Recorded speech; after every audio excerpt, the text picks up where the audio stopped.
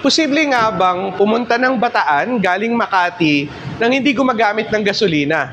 Well, yan yung sinubukan natin gamit itong pure EV or pure electric vehicle na hindi ginagamitan ng gas.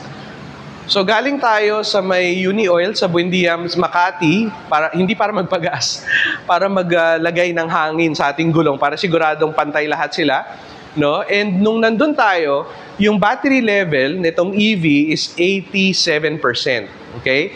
And then, sabi ni Waze, 163 kilometers away, 2 hours, 17 minutes away, yung Bataan, from Makati to Bataan.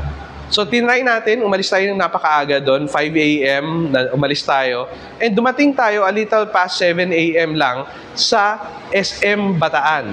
No? And yung total travel time, around 2 hours, 11 minutes, sobrang bilis. And then, yung battery natin, from 87, bumaba to 34%. So, yes, it's possible, no, na wala kang gagastusing gasolina. In fact, pagdating ng SM Bataan, pati yung charge, yung electricity to recharge yung sasakyan, libre din. Pagdating doon, nakasaksak tayo sa kanilang fast charger at in a few minutes, may laman na ulit tayo. So, nakabiyahe tayo ng libre.